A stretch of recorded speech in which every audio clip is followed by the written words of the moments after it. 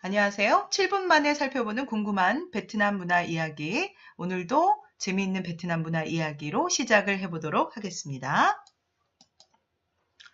베트남의 민족 구성을 보면은요. 베트남족인 비엣족이 전 국민의 대부분을 차지하고 있지요. 전체 인구의 85에서 86% 정도 차지하고 있다라고 하고요. 그 밖에 53개의 산악 소수민족이 있는데요. 주요 소수민족으로는 따이족, 타이족, 호아족, 그리고 크메르족, 자오족 등이 있습니다. 이러한 53개 소수민족들이 각 지역에 흩어져서 살고 있고요. 화교 인구도 100만 명이나 거주를 하고 있다라고 합니다. 그림을 보시면 소수민족의 어떤 다른 사진들을 보실 수가 있겠네요. 베트남 인구를 본다면 2017년도 기준 베트남 총인구는 약 9,500만 명 정도 되고요. 남녀 성비는 남자 49.48, 여자 50.52%로요. 남녀 성비가 거의 1대1에 가깝다라고 볼 수가 있습니다. 이는 지난 전쟁의 어떤 영향도 충분히 있다라고 볼 수가 있겠죠. 1980년대 전후에 출생한 20, 30대 젊은 연령층의 비중이 높습니다.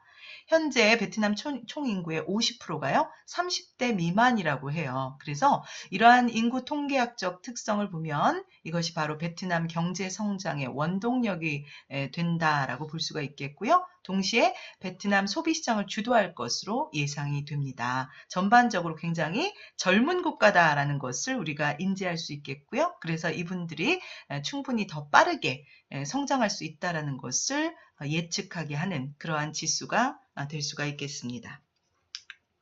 베트남 사람들의 성향을 보면요. 근면, 성실, 인내, 친절, 용기를 갖추고 있다라고 생각을 합니다.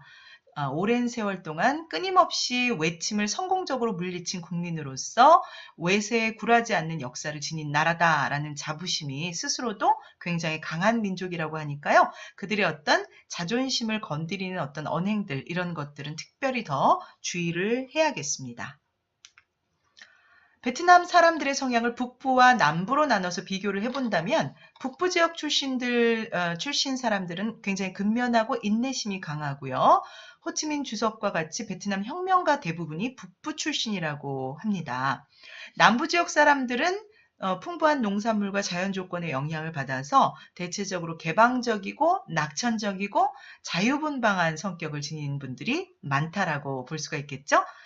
이 호치민이라는 분은요, 베트남 독립운동의 주요 인물로서 가장 영향력이 있는 20세기 피식민지 독립국가의 정치 지도자로서의 어떤 그 역할을 분명히 했다라고 보여지고요. 베트남 분들에게 있어 이 호치민은 굉장히 중요한 인물, 그리고 영웅으로서도 여겨지는 그러한 인물이다라고 볼 수가 있습니다. 그래서 종전 이후에 베트남 공화국의 수도였던 사이공이 그의 이름을 따서 호치민시로 개명을 하게 되지요. 상당히 영향력이 있는 그러한 베트남의 영웅이다라는 걸 다시 한번 느낄 수 있겠습니다.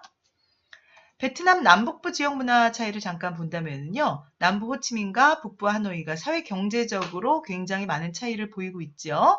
어떤 지출의 규모나 의사결정, 소비 습성 등이 많이 다르다라고 볼 수가 있습니다. 따뜻한 기후와 비옥한 토양을 갖고 있는 남부 지역 사람들은요. 대체로 소비에 관대한 편이고 생활 조건이 좀 가혹하고 사계절이 있는 북부 지역 환경은 소비에 조금 더 보수적인 그런 측면으로 작용을 하고 있습니다. 호치민의 경우는 외식 문화가 상당히 발달돼 있고요. 식료품에 소비하는 비중도 굉장히 많다라고 합니다. 또한 실리적인 소비 문화가 강하다라는 것을 볼 수 있고요. 반면에 하노이는 체면과 신분을 과시하는 성향이 강하기 때문에 고급 제품 그리고 브랜드 제품을 선호한다라는 면에서 호치민과 하노이는 소비 성향 그리고 어떤 그 소비에 대한 지출의 범위 이런 것들도 굉장히 다르다라고 볼 수가 있겠네요.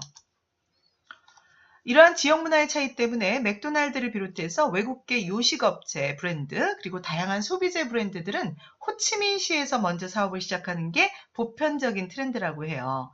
그러나 최고급 자동차 브랜드나 명품 의류 브랜드들은 대부분 하노이를 통해서 베트남 시장에 진입을 하고 있다라고 볼 수가 있겠습니다. 왼쪽 하단에 있는 스타벅스 베트남 1호점은 바로 호치민에서 오픈이 되었고요. 그리고 오른쪽에 스웨덴 브랜드의 볼보 자동차는요, 베트남 대리점 1호점을 하노이에서 맨 처음 시작을 할 정도로 어떤 그 두 남북부 지역의 문화 차이에 따른 세계적인 브랜드의 그 오픈 마케팅 전략도 상당히 다르다라는 것을 우리가 볼 수가 있겠습니다. 역사 문화적으로 주의해야 될 사항을 본다면 베트남 전쟁에 대한 언급이나 또 국민의 영웅으로서의 어떤 위치에 있는 호치민에 대한 비판은 지양하는 게 좋겠습니다.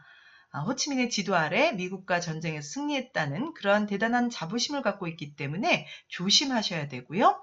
그리고 일부 한국 분들이 베트남 참전 경력을 자랑 삼아 이야기하는 경우가 있는데 이것도 절대로 해서는 안 될 행동이 되겠습니다.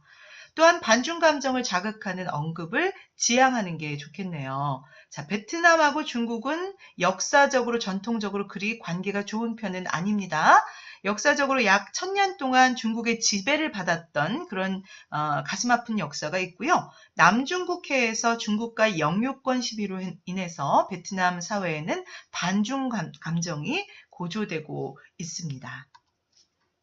베트남의 선물 문화를 잠깐 본다면 베트남 분들도 관계를 굉장히 중요시하기 때문에 작은 선물이나 기념품은 좋은 관계를 위한 촉진제가 될 수가 있고요. 일반적으로 남부 기업인들은 문구류 같은 실용적인 제품을 선호하는 반면에 북부 관료들은 유명한 브랜드 제품을 선호한다는 거 참고하시면 되겠네요. 선물할 때 2개의 한 쌍을 선물하는 걸 선호하고요. 홀수는 되도록이면 피하는 게 좋습니다. 특히 결혼식 선물일 경우는 필히 짝수로 하는 게 좋겠죠. 베트남의 금기시되는 선물을 보시면 칼이나 가위류 같은 뾰족한 제품에는 악의 기운이 있다라고 해서 피하는 것이 좋겠고요. 흑백 이미지 제품은 장례식을 연상하기 때문에 이것도 포장하실 때 고려하셔야 되겠고 4종 세트는요. 죽음을 의미하는 숫자다라고 해서 어떤 선물이든 4종 세트는 피하는 것이 좋겠습니다. 자, 오늘 베트남 문화에 대한 강의 영상이 도움이 되셨다면 좋아요와 구독 눌러주시고요. 알림 설정하셔서 업데이트되는 영상 꾸준히 받아보시기 바랍니다. 저는 다음 시간에 또 다른 재미있는 이문화 이야기로 돌아오도록 하겠습니다. 감사합니다.